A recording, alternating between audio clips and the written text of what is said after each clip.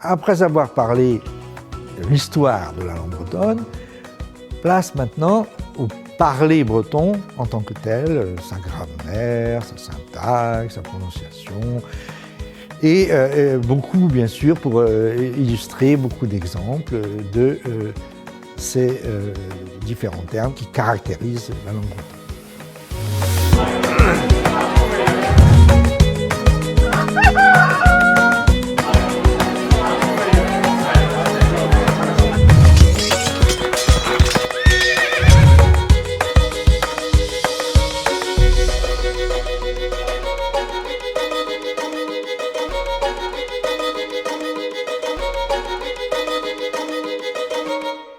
Autant le breton connaît une variation certaine dans son vocabulaire et parfois dans sa musique, dans sa prosodie, la grammaire est un élément de stabilité depuis des siècles, depuis le XVe siècle au moins, où on a des textes importants qui ont permis de l'étudier, jusqu'au XXe ou XXIe siècle.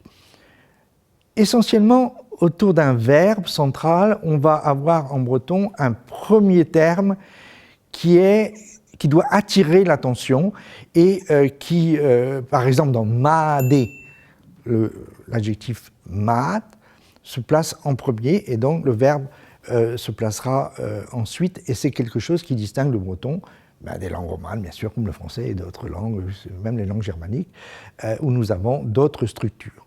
Et ce squelette de la langue, si on veut, cette ossature, est quelque chose d'important qui permet, malgré les différences dont j'ai plusieurs fois parlé, d'avoir une intercompréhension dans le meilleur des cas. Et donc, ceci par-delà les variations dont nous allons reparler.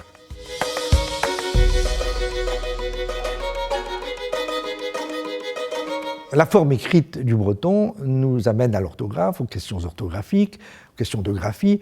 Le breton unifié s'est construit peu à peu, et ce qui reste toujours une difficulté est le fait que nous avons en breton, entre le breton vantais et le breton dit KLT, une différence importante qui est que l'ancien « the », qu'on trouve en anglais par exemple, dans thick, est devenu un the dans les parlers du Nord-Ouest et est devenu un he en vantais. Donc nous avons cette différence entre tatkos, pour ce qui est des parlers de cornouaillais, trégorois et léonnais ou léonard, et ko pour ce qui est du vantais.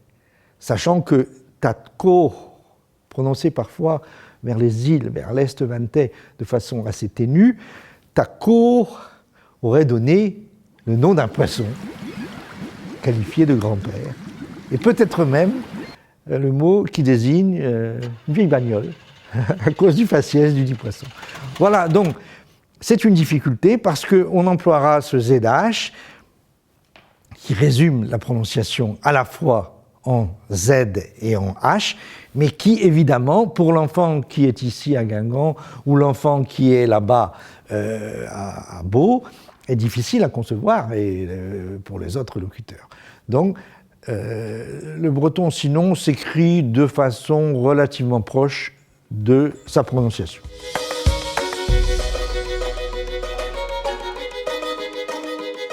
Ce qui différencie beaucoup les parlers bretons à l'oreille, c'est aussi l'accentuation. Le breton majoritaire, disons le breton KLT, a une accentuation sur l'avant-dernière syllabe que l'on retrouve dans les bretonismes. Et pour ce qui est de la langue elle-même, on dira brezonnek, qui correspond bien sûr à brittonique. Alors que le vantais aura une accentuation plutôt finale, radicale, c'est-à-dire qu'on aura plutôt brandk, Bronk. Et cela fait que, par exemple, pour un mot comme Noël, Nedelek, pour nous, on aura Nedelek. Prononciation qui est vandaise, mais qui est aussi sans doute une trace des anciens curiosités, puisqu'on la retrouve de Rostronin à Plaisidie, à Ploua, etc., sur toute la bande orientale. Et ceci se retrouve dans les mots de plus de 2 syllabes. Alors que dans les mots d'une syllabe, évidemment, la question ne se pose pas. Ti sera ti, dour, l'eau sera dour avec quelques petites variantes. Mais à partir du moment où nous aurons la bourreur, on aura la bourreur ou laboureur. On aura la bourreuse, la travailleuse, ou laboureuse. Et ceci, évidemment, à l'oreille, induit une relative variation que l'on retrouve, évidemment, dans d'autres langues.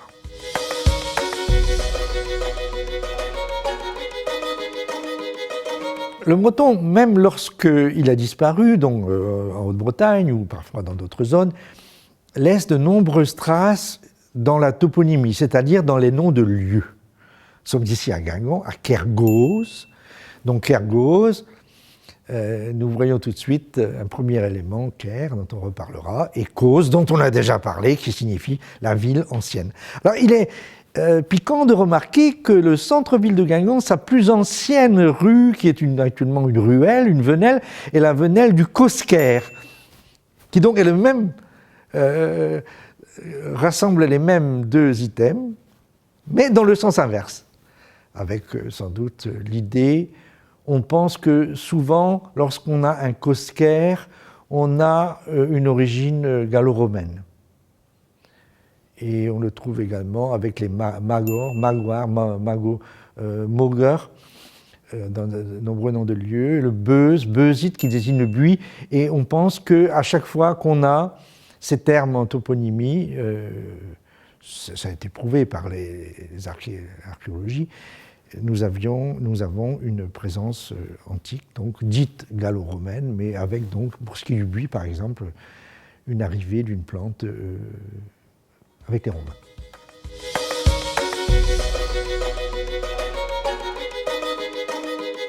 Les noms de communes, plus exactement de paroisses anciennes, étaient dans les 3/4 de la zone bretonnante en plou.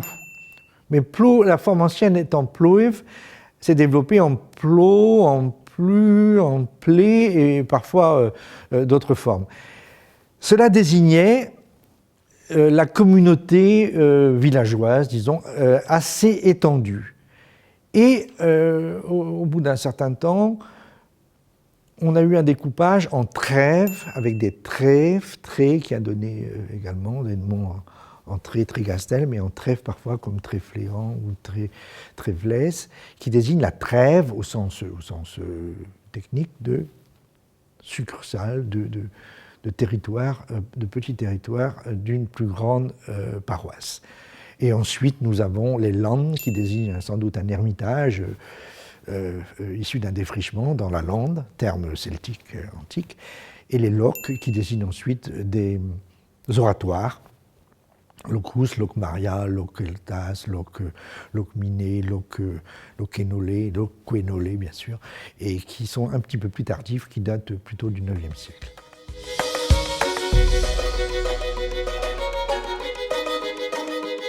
Pour illustrer la variation du breton, en ces temps parfois nuageux ou même neigeux, parlons de beau temps. Il fait beau. Alors en breton, je vais essayer de résumer d'abord le breton central. On aura Brouwenamsar. Et si on ajoute aujourd'hui, on aura Brouwenamsar hiu. C'est ce qu'on peut entendre, disons, dans toute la zone centrale au sens large, autour de Carhaix, jusqu'à Quimper, jusqu'à Châteaulin, jusqu'à Landerneau, etc. Si on prend la différence vantaise, on aura Brouwenamsar hinu. On voit donc que la différence n'est pas énorme. On a une différence d'accentuation sur amser amzer, où on voit que l'accentuation est différente. Sinon, il s'agit de simples fioritures, si on veut. Et si on prend à l'autre bout le breton du Gouello, disons le breton de Paimpol, que je connais un petit peu, Paimpol et sa région, Ploura, le breton oriental du Gouello, on aura Bra et Namza Hidi. Donc vous voyez qu'à chaque fois, le fait de dire ah c'est pas le même breton, a du vrai, mais ne recouvre pas toute la réalité parce que la structure, encore une fois, du breton est relativement stable et cohérente.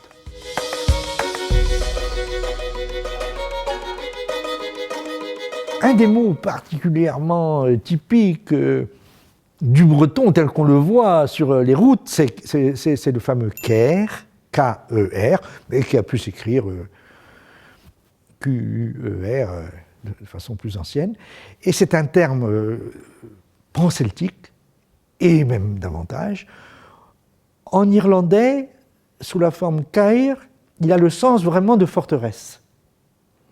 De même qu'en latin, castrum, qui a donné castre, et beaucoup d'autres, Chester en anglais.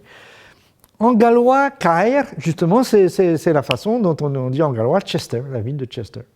Il a toujours ce sens de fort. Mais en breton, depuis le haut Moyen-Âge, il correspondait à ce que les gallo-romains et ensuite leurs descendants avaient appelé villa, qui désignait la ville et le village, puisque village, évidemment, était suivi, c'est-à-dire une agglomération de taille variable.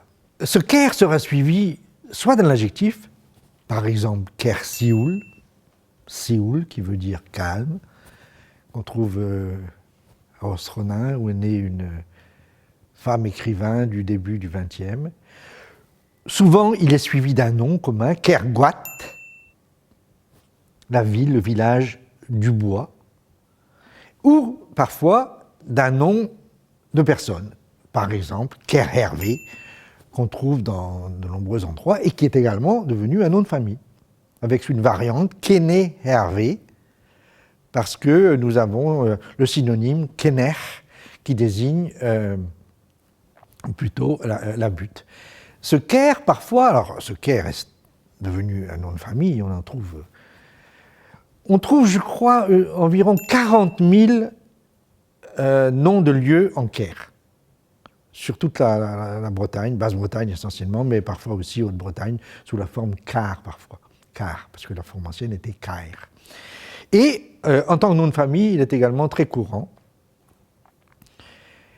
Et à une période ancienne, pour aller plus vite sans doute, les scribes ou les personnes qui écrivaient dans l'état civil ont utilisé un cabaret, c'est-à-dire le K avec une barre, et Kervela, nom assez connu à Plougastel et ailleurs, s'écrivait donc K/Vela. Et ceci s'est continué dans les cadastres et parfois même comme nom de famille. Jusqu'à aujourd'hui. On le trouve parfois, si vous regardez dans les obsèques par exemple, il arrive qu'on trouve cette façon d'écrire, mais la prononciation est toujours bien Ker. Il s'agit d'une convention d'écriture.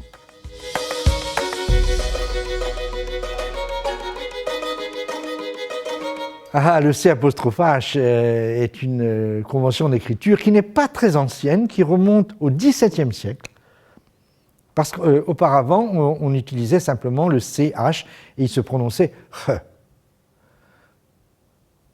Mais à partir du XVIIe, où le breton a emprunté au français des mots en che, le père Monoir a proposé de différencier le che du re, et nous avons ainsi penmar, pinmar. Nous avons alors parfois ce he se prononce même en français alors qu'il n'existe pas. Si vous prenez la commune pas très éloignée d'ici de Plourach, entre Callac et Morlaix, il n'y a pas d'autre prononciation sauf à vouloir vraiment se singulariser. Mais parfois, et ça pose des problèmes actuellement avec la poste, avec la fibre, on a vu le cas de Plouézor, Plouézoc, etc. Ce re est un petit peu une épine dans l'officialisation du breton. Espérons que les techniques actuelles permettent de régler tout ça. La prononciation est donc quelque chose qui se rapproche de la jota espagnole ou de l'allemand, Bach, comme le musicien bien connu qu'on prononce Bach en français. Donc il s'agit d'un des cas où le breton a une singularité graphique prononcée.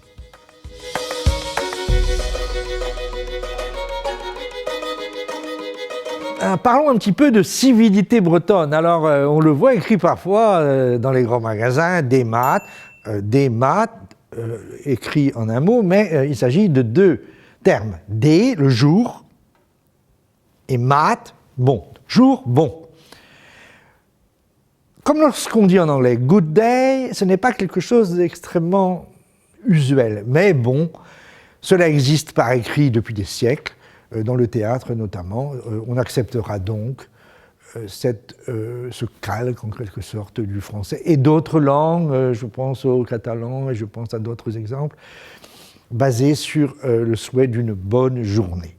Traditionnellement, on se saluait par des formules relevant de la gentillesse ou de la météo. Tom Wahedit, tu as assez chaud, Khwaïra, ça tourne. Marie-Jeu, on dit beaucoup en Trégor, ta situation est bonne. Et c'était et donc on répondait, etc. Et on engageait la conversation. C'était donc la façon de se saluer jusqu'à aujourd'hui dans la plupart des régions. Même pour merci, il s'agit d'un terme à l'origine de court. Merci, j'implore votre merci, de même que gracias, j'implore votre grâce. Il s'agit donc de termes relativement artificiels, mais qui, depuis des siècles, ont imprégné la société.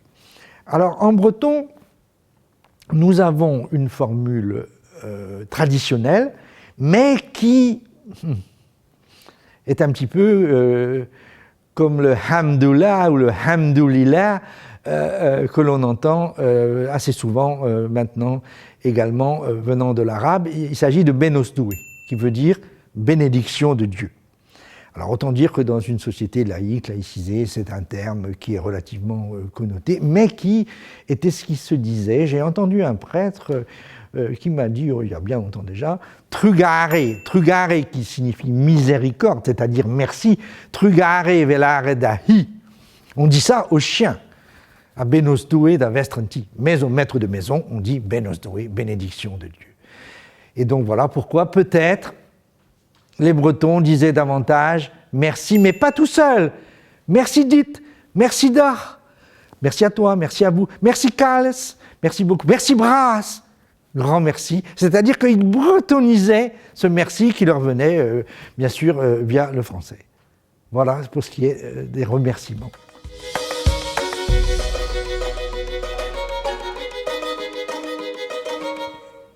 Ce qui est plus caractéristique et plus typique du breton, c'est plutôt l'au revoir.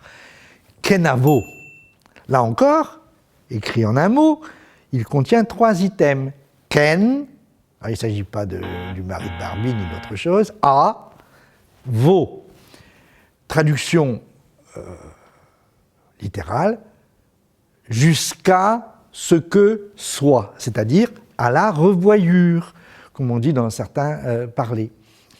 Ce terme donc, se dit partout, depuis toujours, et est une base de la syntaxe bretonne, mais on peut y ajouter également une légère variation. Si kenavo, l'accent étant bien sûr sur vo, qui est le dernier des mots, kenavo, et pas kenavo ou autre chose, kenavo, on a une légère variante en breton vantais sous la forme kenevo, que l'on retrouvera en Gouello également, kenevo, et en Gouello et en Trégor, du côté de Tréguier. Alors que dans la partie centrale, on est beaucoup plus pressé, les Cornouaillais sont des gens qui sont un petit peu brusques, etc., à réagir, et ils vont vous dire keno, c'est-à-dire qu'ils vont avaler le V, et ils vont dire en 2 mots, accentués sur la fin, keno, voir.